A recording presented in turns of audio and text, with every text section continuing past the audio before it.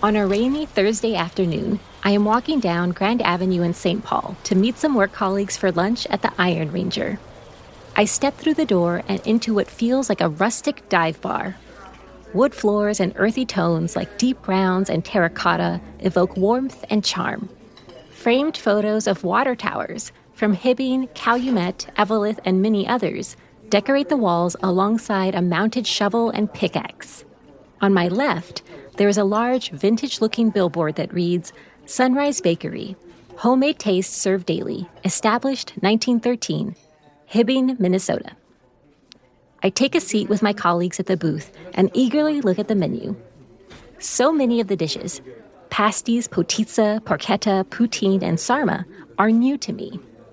I grew up in South Texas, where Iron Range food was nowhere to be seen. I'm not an adventurous eater, but my foodie colleagues were eager to give me a taste of the Iron Range, so we ordered them all for the table. Yeah, over here. Closest to you. Sorry. Sarma. So far, so good? Our food was served by none other than the owner himself, Tom Forti. It turns out that his restaurant and the dishes he serves have deep roots in Minnesota's Iron Range. My name is Tom Forti, owner of Iron Ranger, which is a restaurant on Grand Avenue in St. Paul. I've been open for 10 years, 8 of which have been Iron Ranger. The first 2 was an extension of my family's deli bakery out of Hibbing, which was Sunrise Deli and Sunrise Bakery. Welcome to Minnesota Unraveled. I'm your host, Dr. Chantel Rodríguez.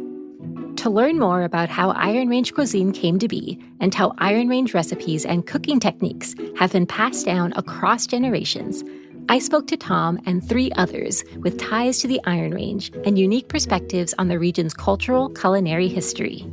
My name is Bryan Morcom. I'm from Tower, couldn't be prouder. I think I wear many hats as far as, chef, gardener, forager, traveler. I would say I'm kind of a Renaissance man, always trying different things and not trying just to be one thing. I go by my initials BJ, but my real name is BJ Carpenter. And I was born in Hibbing, Minnesota, which is right in the middle of the Mesabi Iron Range. I lived there all my life before I went off to college down at the University of Minnesota. I'm Mary Lou Nemanic. I'm a producer at Documentary America, co-founder with my husband Doug. And I have a BA in journalism, MA in mass communications, and a PhD in American studies. And I've been working with Doug. We just finished our 48th year.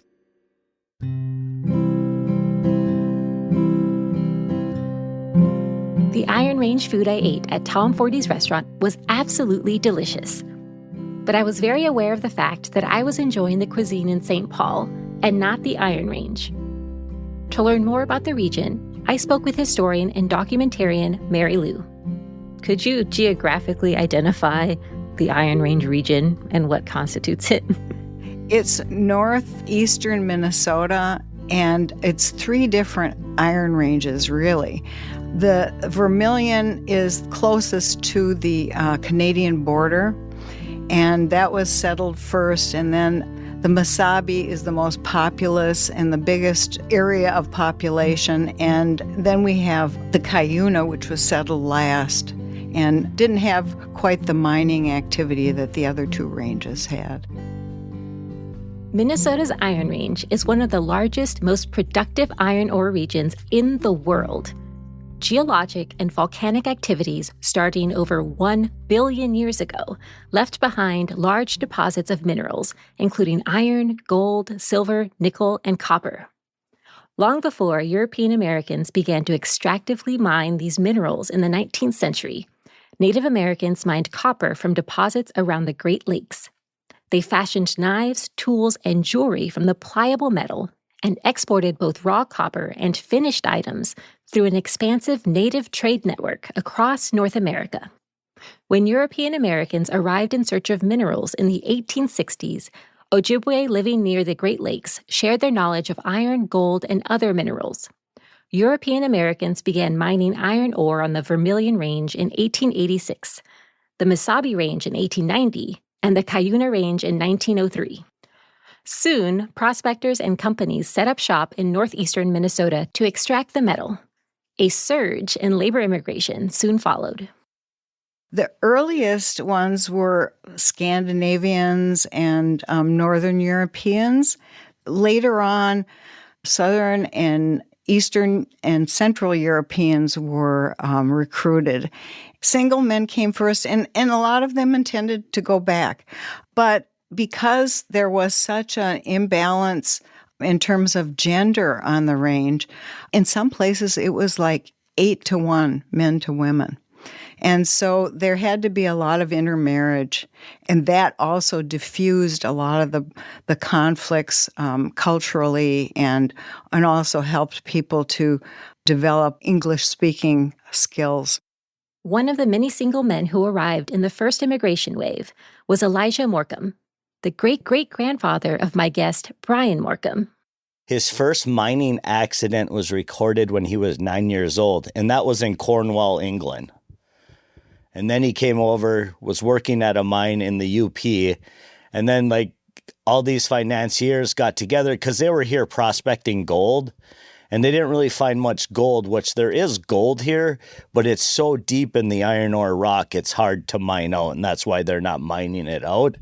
But they saw all this iron ore up here, and all these financiers got together, created the money. And then, they found my great-great-grandpa and actually sent him up here. Charlemagne Tower is the name of the town that I live in, and he's never been here. He was just a financier, so they named it after him. Bryan's great-great-grandfather was incredibly skilled in mining, and he shared this knowledge around the world. He was the captain of the underground mine, but he did so much more after that. I mean, he started a brick company here.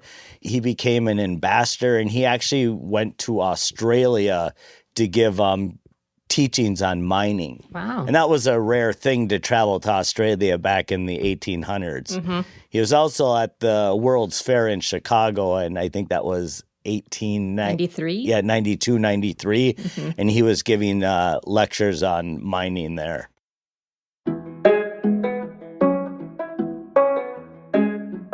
In the early years, when single men came to the Iron Range, food options were fairly limited. Here's Mary Lou.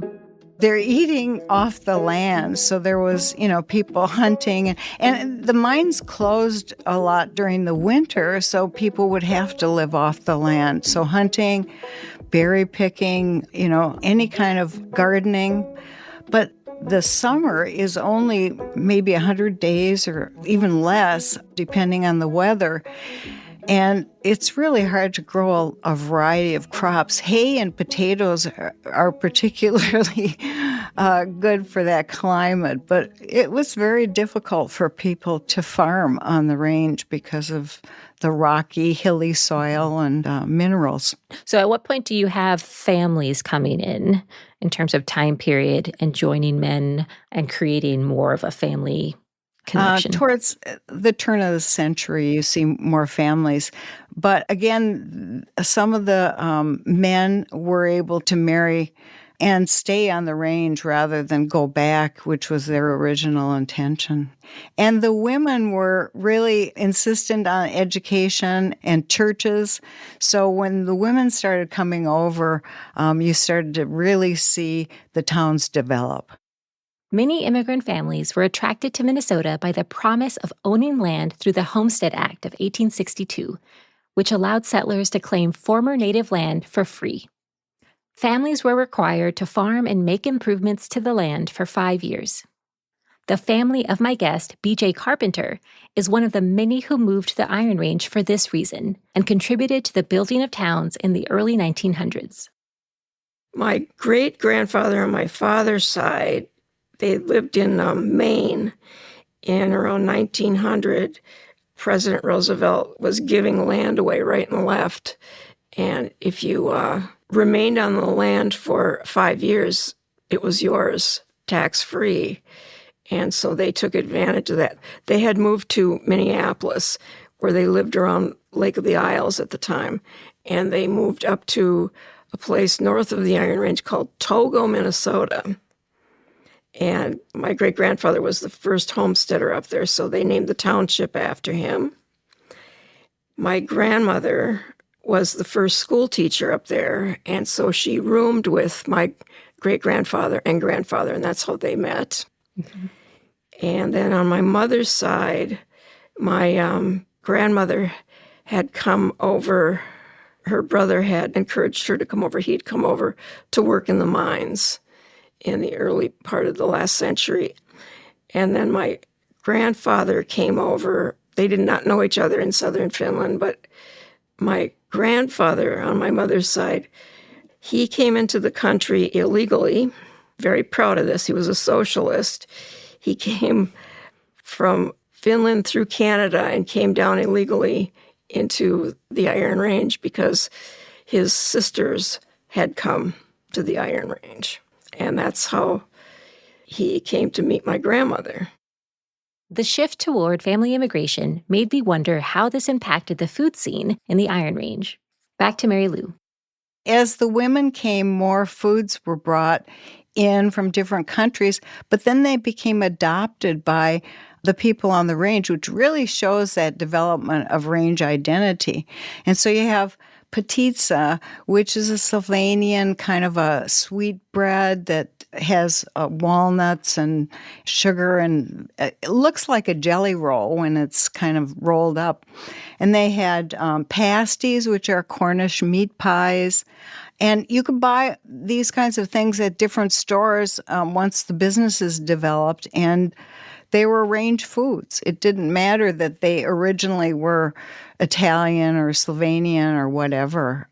They became range foods, and they were particularly important to have on holidays, and especially the 4th of July. BJ told me more about how some Iron Range dishes have been made and at which social events they can often be found. There's kind of like the 3 Ps. There's pasties, and there's porketta, and there's potica. Those are very identified with the Iron Range. And porketta is served at all sorts of picnics and weddings and funerals, as is potica. And potica is another thing that was very competitive. You knew which church at their holiday bazaars, women had their favorites, and they would go to get it before it was all gone. And if you've not heard of it or aren't familiar with it, it's a very thin dough that's made. It's a group effort, maybe 3 or 4 at least women. And you make this dough and you stretch it over usually they would put a bed sheet on the dining room table and stretch it over this bed sheet. And you have to pull it so that you can see through, they would say, so you could read the Hibbing Daily Tribune through it without any holes in it. And then there's a mixture of ground walnuts and honey and brown sugar and butter and cinnamon. And you spread this mixture over the whole sheet of dough. And then you start pulling one end of the sheet. It would take like 3 women. Once they got it to flip over, they would pull it toward them, and you had to roll it really tight. Then you'd cut it into 8 or 10-inch lengths and bake it. And it's a lot of work, just like sarmas are a lot of work. But everybody wanted that, especially during the holidays. You wanted to have potica to serve. Can you explain sarma? Sarma is a cabbage roll, and many different cultures have cabbage rolls, and it's basically you would take the larger leaves, and when someone came up with the whole pickled sour heads, they call them sour heads. I think there were a great size of relief that went up from the women, because working with the larger cabbage leaves was often very difficult. But the filling is made of usually ground pork, ground beef, rice, tomatoes, onions, and I think that's about it. And you would wrap these cabbage leaves so they were into little, like piglets. I think a lot of people called them pigs in a blanket. Mm-hmm. Then basically bake them in the oven under a lot of tomato juice, tomatoes and onions at a low simmer, and then freeze them, for a winter staple.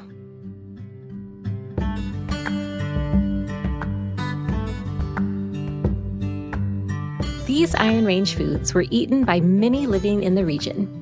But it was the pasty that became the main staple of the miner's lunch pail. As a savory handheld meat pie, the pasty was a convenient, high-caloric food that did not require utensils. Oftentimes, miners' lunches were made by their wives. BJ interviewed Iron Range women to learn about what they packed in their husbands' lunch pails. Sundays were always, the big meal day, and whatever roast or meatloaf or would be left over, that would go into a sandwich, usually on Monday or Tuesday. And there was always some fresh fruit, unless it was winter time. Then there might be some canned fruit and pickles, but usually a very meat-centric community, meat sandwiches, but pasties were real big in the mines. And the different churches sold pasties on different days. And the different miners had their favorites from the different churches, so they would know what days to go and get the pasties. And my father was very popular on those days because he had these hot kilns that he was working with in the machine shop. And the guys would come and bring their pasties or any other thing that they wanted to heat up, and he would warm them up for him. And he learned to eat different dishes because they were always trading off things from their lunch pails. Yeah, just like kids do, right? Oh yeah. In elementary school and otherwise. Yeah. You mentioned how there was sort of different kinds of pasties that the men would like to purchase. Can you tell me the different types of pasties that might have been available? Or types of fillings, I guess, would be? Yes, I called it an ecumenical lunch.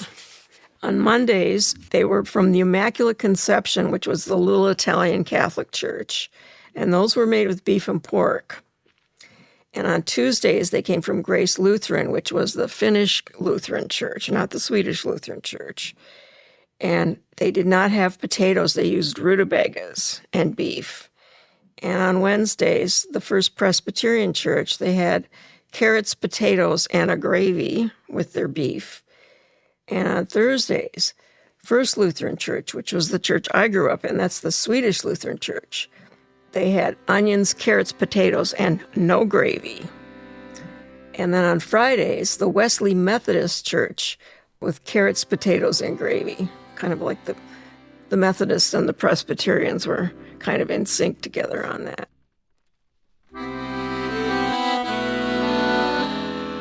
Local businesses like Sunrise Bakery in Hibbing, which opened in 1913, sold food that often made its way into miners' lunch pails. It was started by a baker from Rome named Giulio Forti, the great-grandfather of my guest, Tom Forti.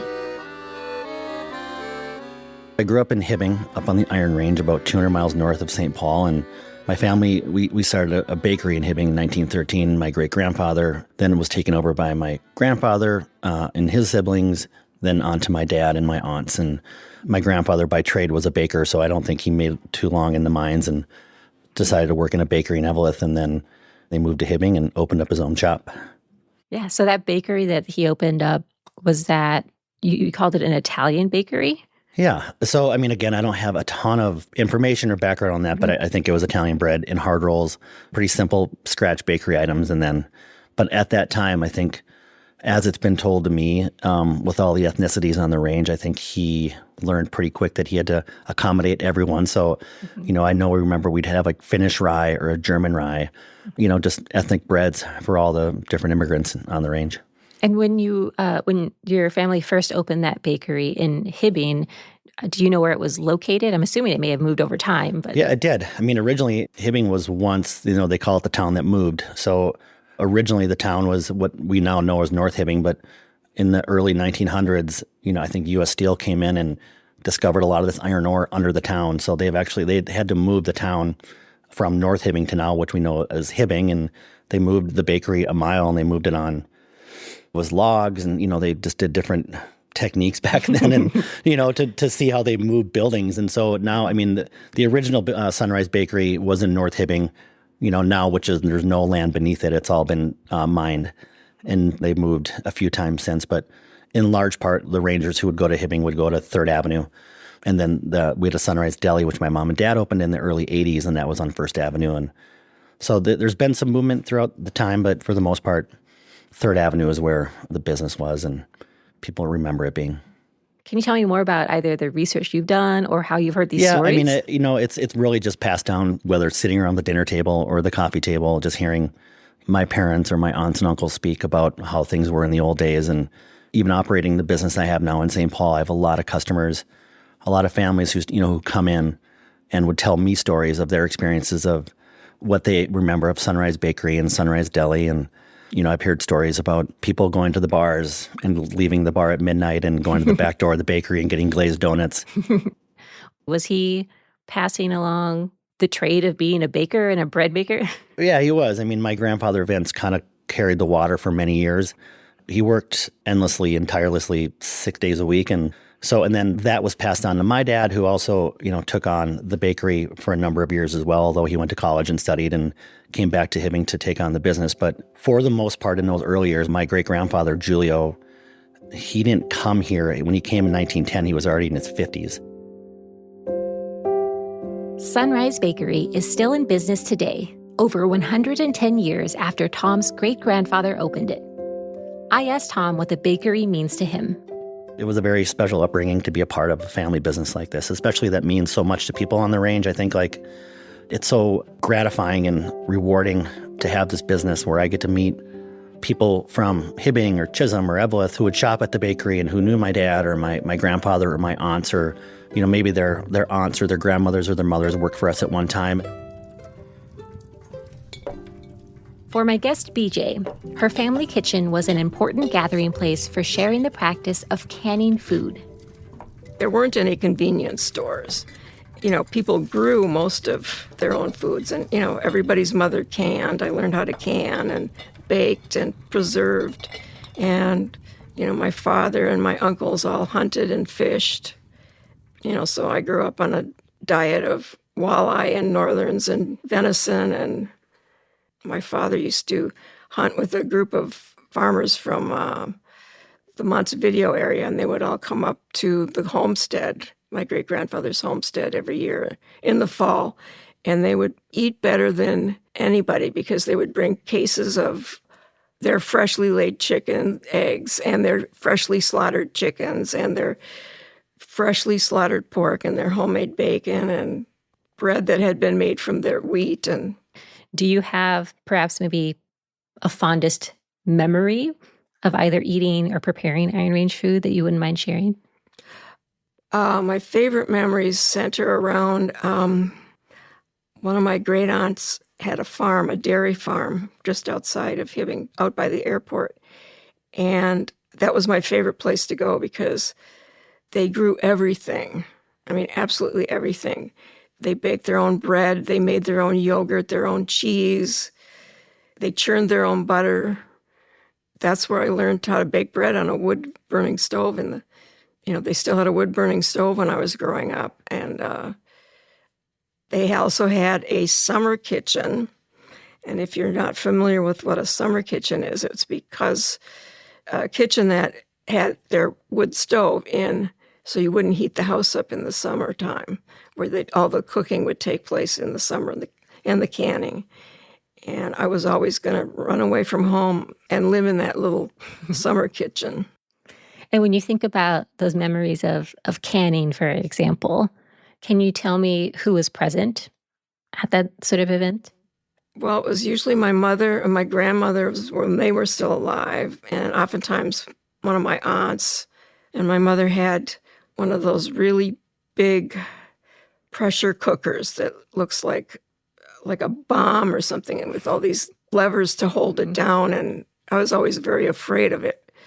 It was heavy, and she was always sweating, and it was really an arduous thing for her to undertake. But, she canned all her tomatoes and beans and peas. And when my dad would bring home fish, she would pickle fish, and in addition to, freezing it. And I got into canning when I was in college, but it was too much work, and I was too afraid of the pressure cooker. So I was doing most of it in a water bath, which there are certain things you can't do in a water bath. Right. But I got to wash jars and canning rings, and I got to make sure that the lids were sealed. And I learned all the little nuances about how you have to make sure that the rims are clean and how to pack things into jars.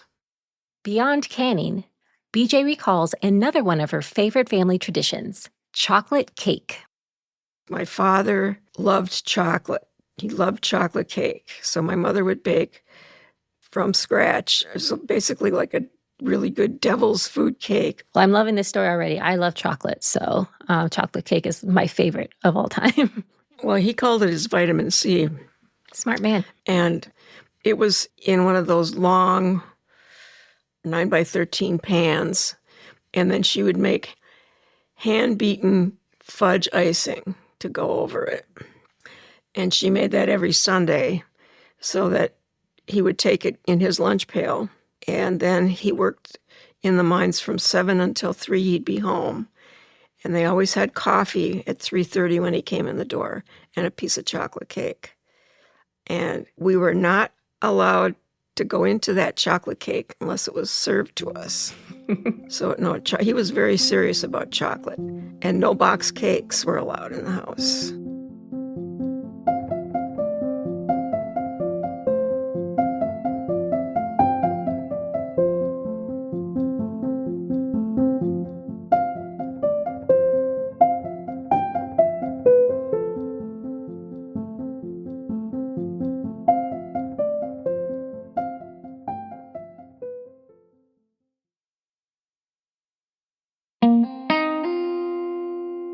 While Iron Range cuisine and food traditions have a rich history, there is a growing concern today that this cultural knowledge might be fading away.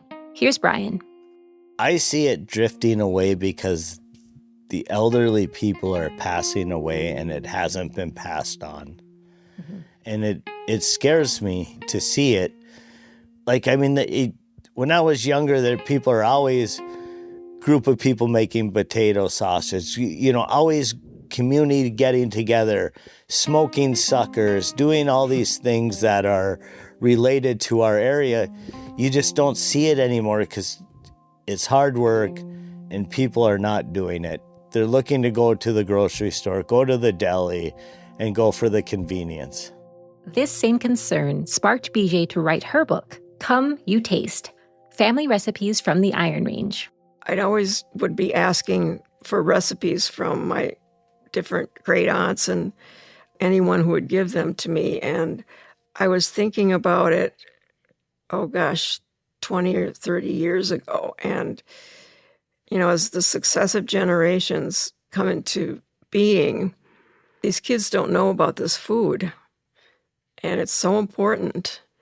And I thought it needs to be written about. And there are many. In fact, you have a lion's share of them in the Historical Society of sort of the church cookbooks and different fraternal organization cookbooks. And I did a lot of research over there for the book. But I wanted it to be a more formal telling and more than just some recipes. I wanted the stories to come out. And how many recipes end up in your book, and where do they come from? A lot of them came from different families. There are well over 150, I know that. I contacted as many people as I could who were of the first generation who I thought might be willing to talk with me, and the ones that I knew were really good cooks, and they were really happy to share their recipes and their stories. And I spent the better part of that year interviewing people and a lot of running back and forth to the Iron Range.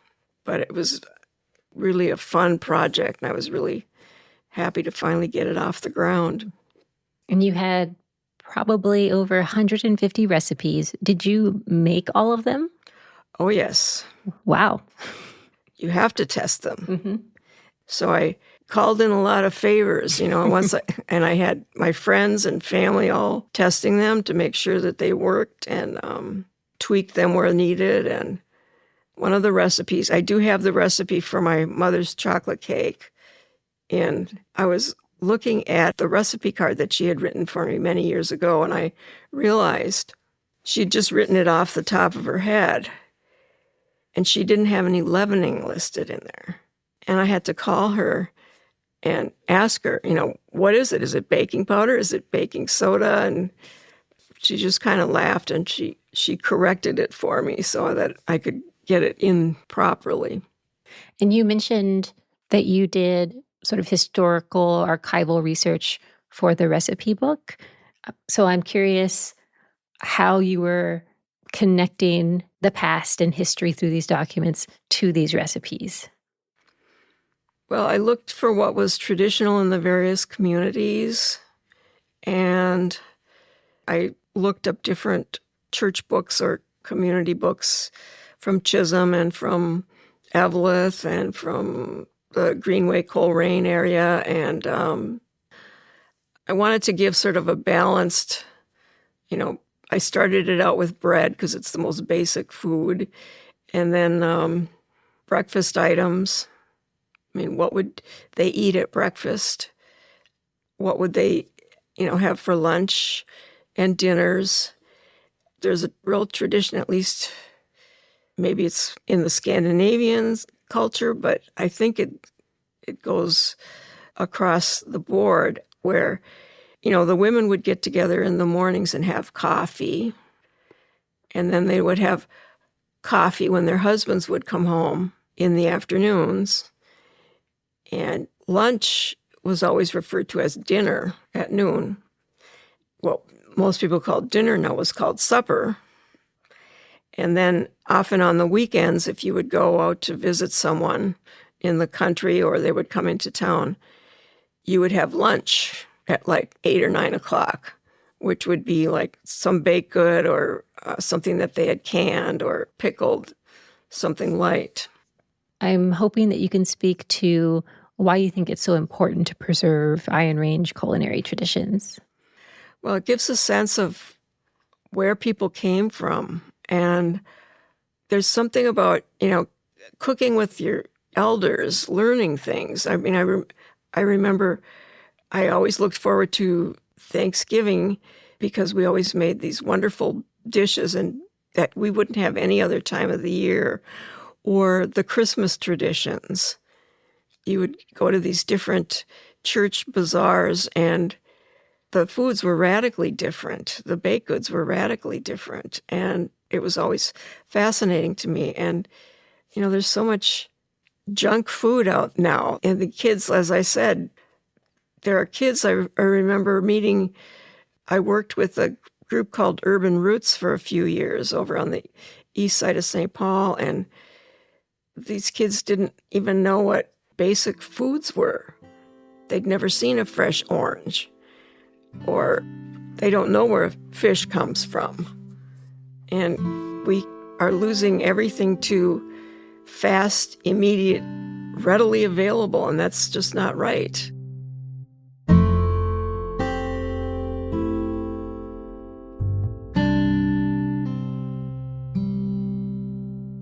While BJ wrote a book to preserve Iron Range cuisine history, fifth-generation Iron Ranger Bryan Morcom is on a mission to expand the definition of Iron Range food. I spoke with him about what it was like to grow up in Tower and how he became a chef. Typical middle-class family I grew up. My father was a miner as well. So he worked at Mintac U.S. Steel, which creates really good jobs up here for people. It was a simple time. It was good. We played outside. We didn't have the social media or the internet or things like that. Mm-hmm. And, Tower's based off of Lake Vermilion, so a lot of activities were around, fishing, hunting, a lot of outdoor sports up here for sure. For me, my father always told me not to be a miner. He said, do something else. So he had come home and he's like, don't do this, do something else. So when did you first get interested in cooking? I was 15 years old and I was working at the casino up here. And I actually wanted to go to UW Stout for hotel and restaurant management. And then all of a sudden I started cooking and I fell in love with cooking. Like my thing, I love that you take raw ingredients, you create something with it, and then you can see how people react from it, you know. And it's kind of like all within a day. It's not like a carpenter building a house. It takes months upon months to get that end gratification. It was more of a boom, boom, boom thing. Because I was a very picky eater growing up. I mean, I ate macaroni and cheese and hot dogs. I mean, that was my staple. So, you know, like when people found out like I wanted to become a chef and became a chef and stuff, it still kind of is like, huh? Mm-hmm. What was it that sparked your interest in cooking? A lot of it was when you'd be sick and you'd stay home and watch PBS and you would watch like Julia Childs or Yan Can Cook and, you know, seeing these different things that I never had really seen, you know. The only thing I had seen around here was kind of blah, boring food, you know. Of course, they make Polish and potato salad and stuff. I mean, there's a lot of great techniques that they use on how to make food, but there was just nothing that like really was like, wow, you know, like that was good, you know, like it really excited my taste buds. In hopes of making his culinary dream come true, Bryan joined the U.S. Navy.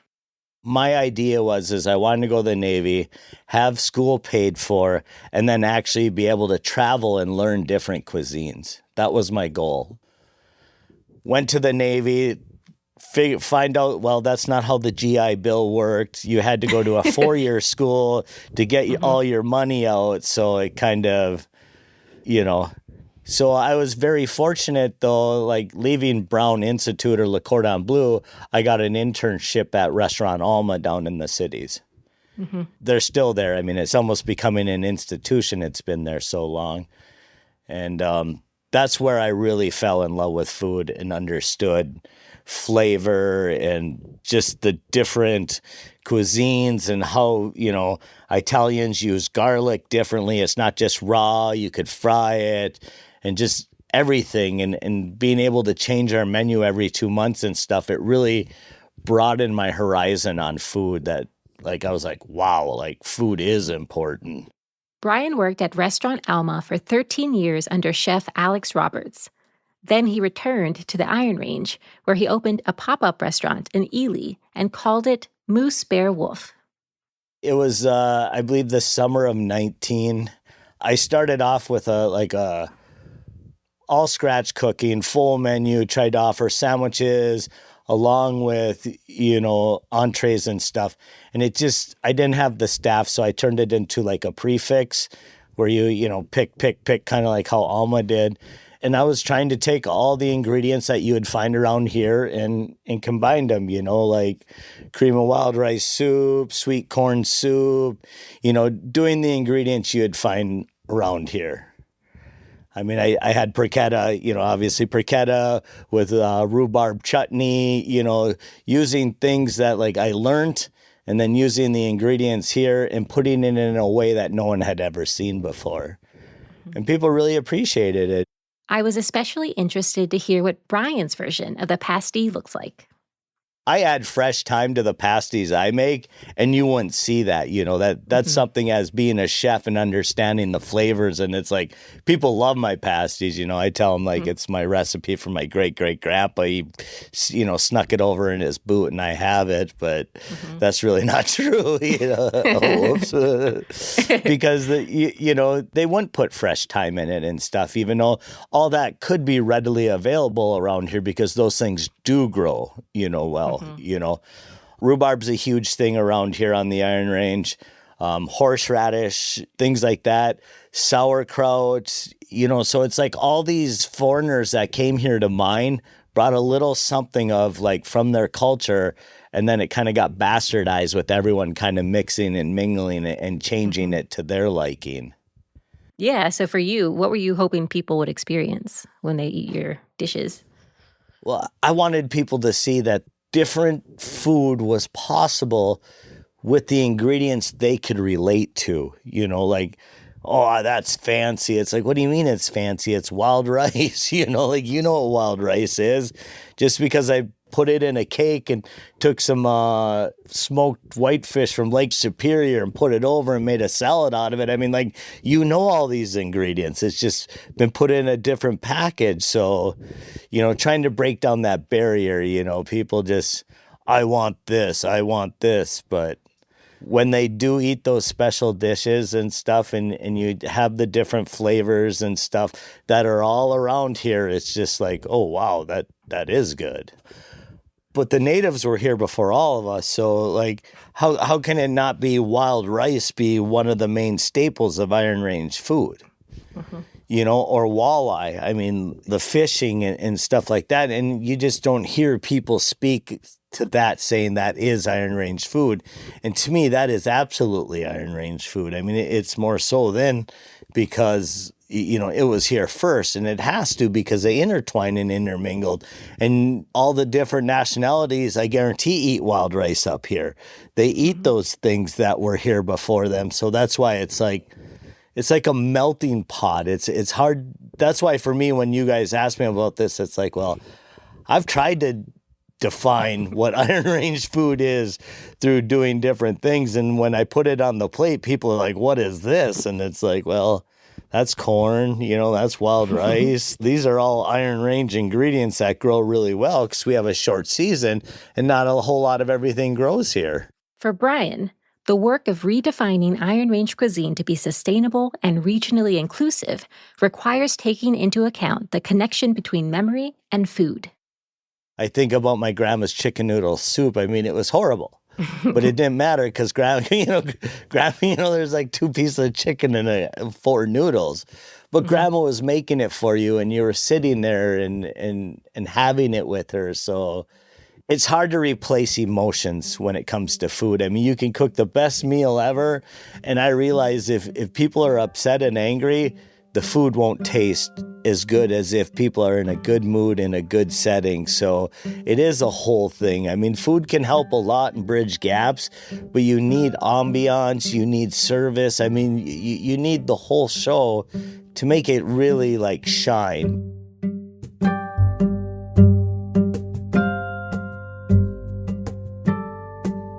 Like Bryan and BJ, Tom Forti is eager to celebrate Iron Range cuisine.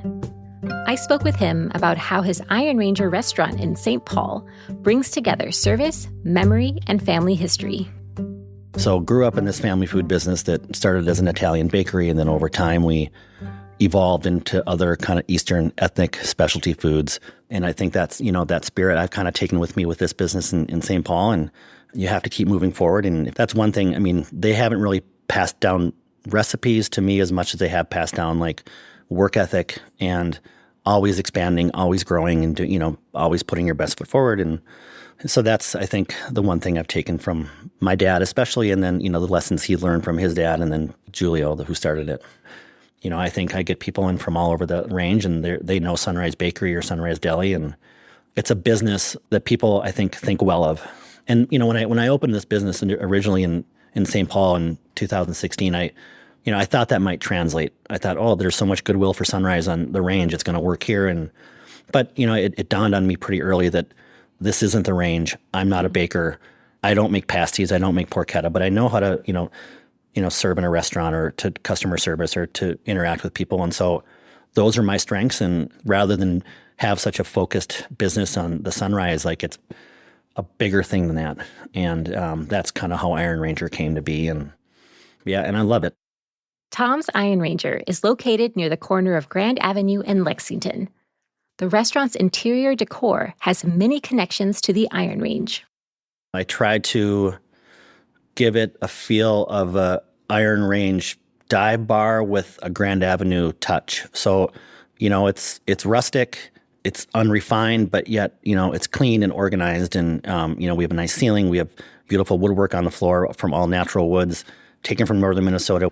And then you walk in and it's all the Iron Range water towers from, and some of which don't even exist anymore. So they're just old pictures of water towers on one side. And on the other side, you'll see all the hockey rinks on the Iron Range. And we have a beautiful bar made by a carpenter from Hibbing. And, then throughout the restaurant, it's just, I think people, generally speaking, are very proud of where they come from. And whether it's the Iron Range or Western Minnesota or the Twin Cities. I think seeing those things, I think really, makes it a little more endearing to them. For me, whenever I walked into your restaurant, the first thing I saw was actually the big piece on the left that said Hibbing 1913, Of course. and then your family's bakery. Can you tell me about that piece and how that connects to So that would be, if we had a billboard in 1925, that's what it would have looked like.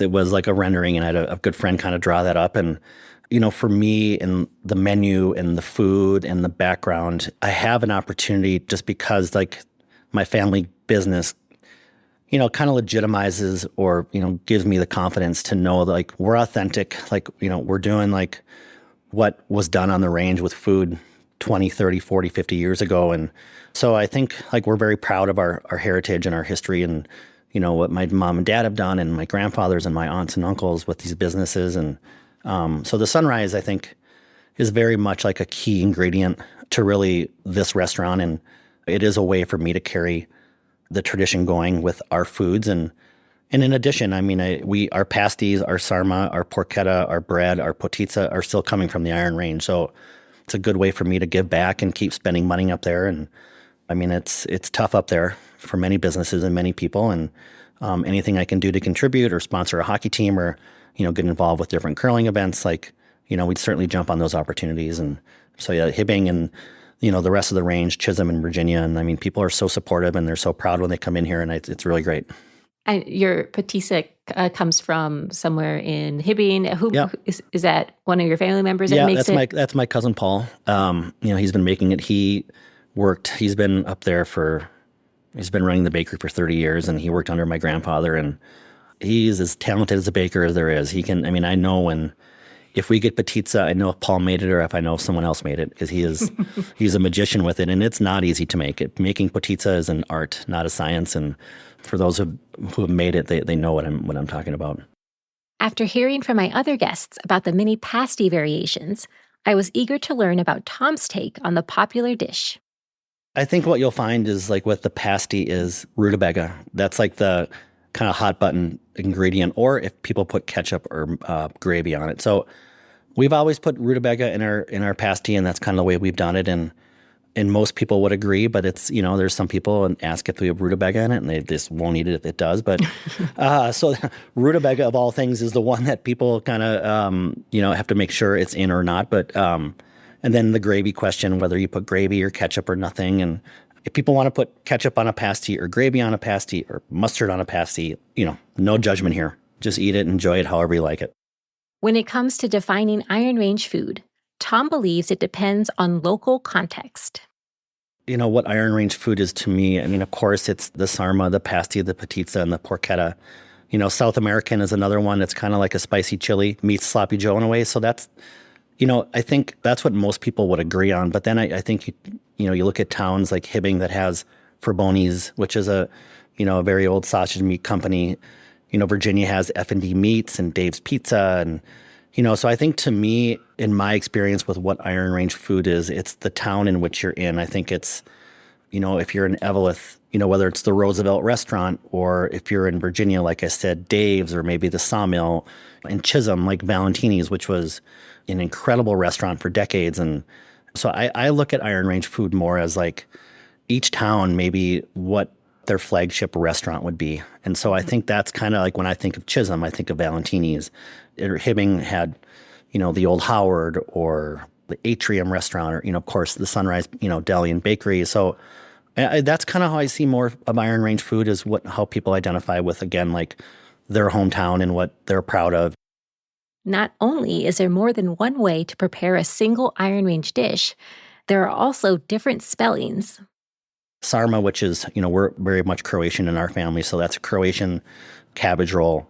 Porketta, which everywhere else except for the Iron Range, you'll see porketta spelled with a CH rather than what we spell it as with a K, but there is no K in the Italian language. So, but the Iron Range, the immigrants who came from Italy in the early 1900s, or when they started making porketta, they didn't have a really good grip on the language, so they put a K in there, and that's when you'll see porketta spelled with, Porchetta, whereas we have it just with Porketta. And so that's what makes it a little bit different. And, I've had people say, oh, you spelled porketta wrong. I'm like, well, we did, but we didn't. And so, but yeah, I think like it's just all these little Iron Range towns. I mean, I think you'll find, like I have found that people are just so proud of the town in which they came from. And those of us who've left the range, we're all just more so proud of the range than we are just, every bit as much as the town we came from. When I spoke with Chef Bryan, he said that ambiance, creating a space for connecting food and memory, is an important part of a successful restaurant. Tom agrees. It is more than just coming in here and a server taking your order. And I tell people who work here, I mean, it is more about, you're more than just a server. Like it's about giving people a really good experience, from the minute they get here to the second they leave. And, that also includes obviously the food and especially the Iron Range food, because that is what we hang our hat on. And that's what we're very proud of. And that's the origin. That's the backbone of this business or of the menu. People are very nostalgic about not only the Iron Range, but especially Iron Range food, in particular, potica and porketta. And it's very special to them. And because I think if you look at the Iron Range, the history of it, very proud, very prosperous for many years and, tough times, good times, but there's definitely a spirit of the people of the range. And when, they come into this restaurant, it's wonderful to talk to them and they want to tell their story. And so there's more going on here, like for me in this restaurant than just serving beers and salads. And, it's more of a experience that we want not only people who aren't from the Iron Range, but when Rangers do come in here, they see the walls with their water tower or their hockey rink or, there's little tributes and nods on the menu to different Iron Range towns. So it's special. I feel very blessed to have this opportunity to continue a tradition that, like many, fade away.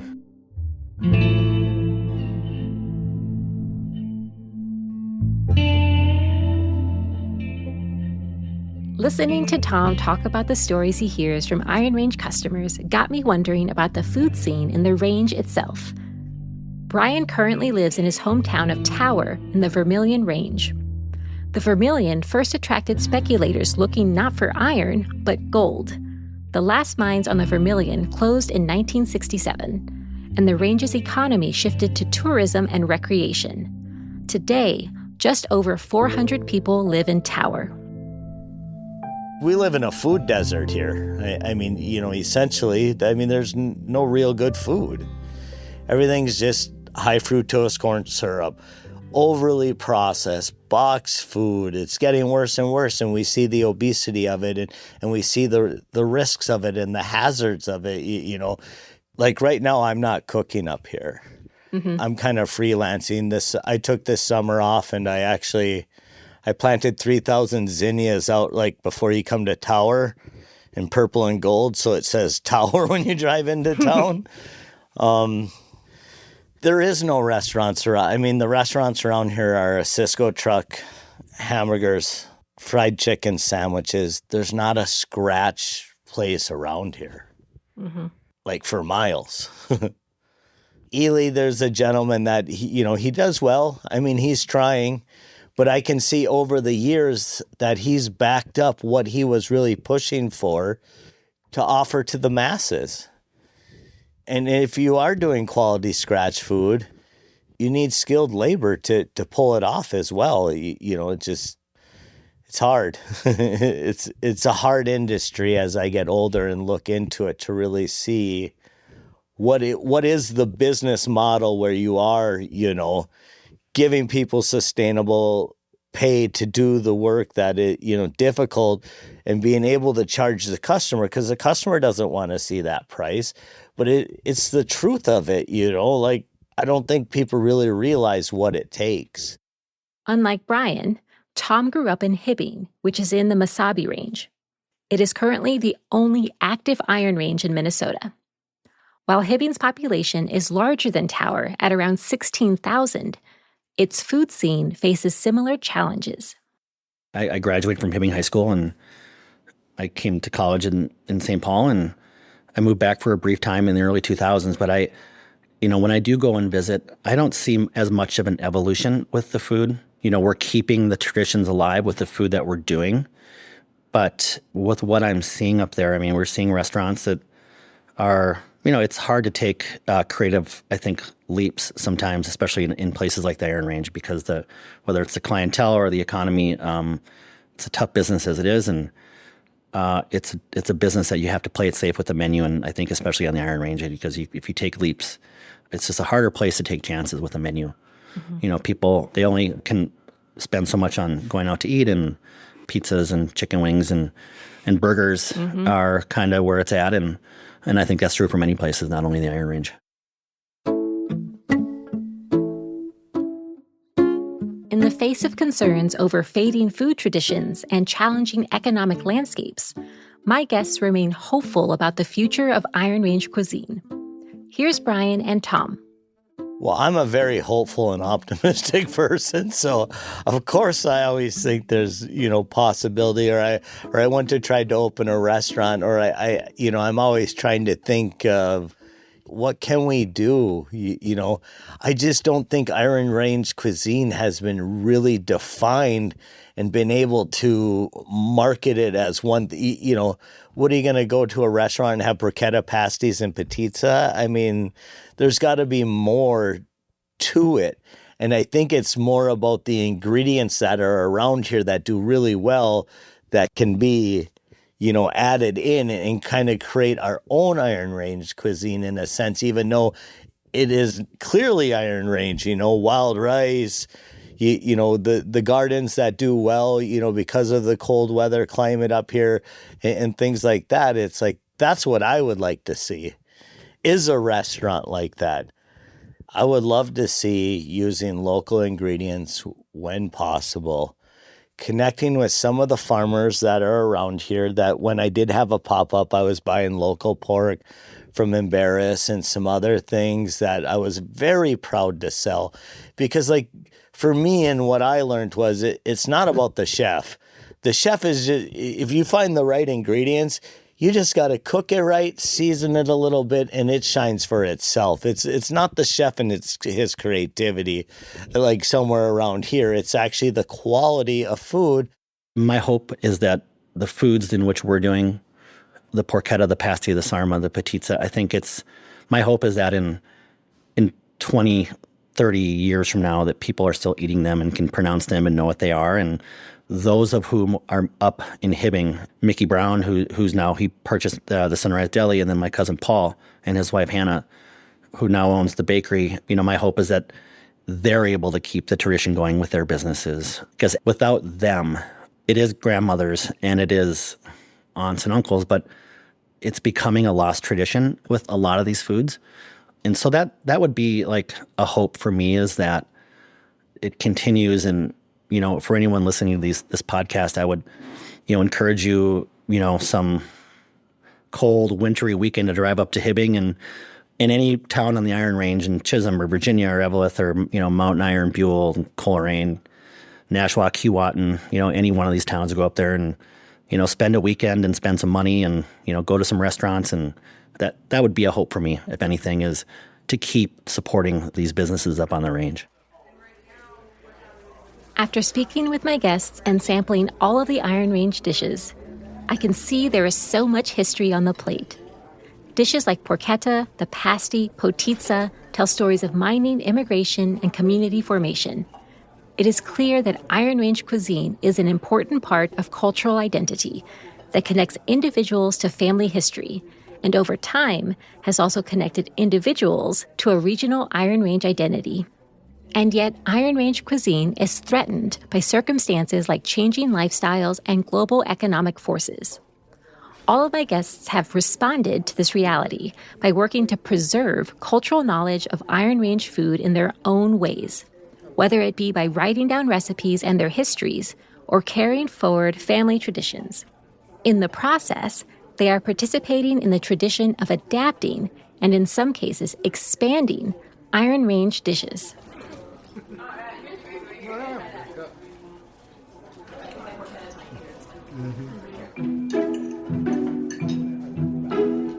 This is what I love about this story of Iron Range cuisine. There is no single definition of it, and no single recipe for any given dish. If you have a favorite range dish or family food tradition, especially if it's chocolate cake, Share your story by tagging us on social media with hashtag MNUnraveled.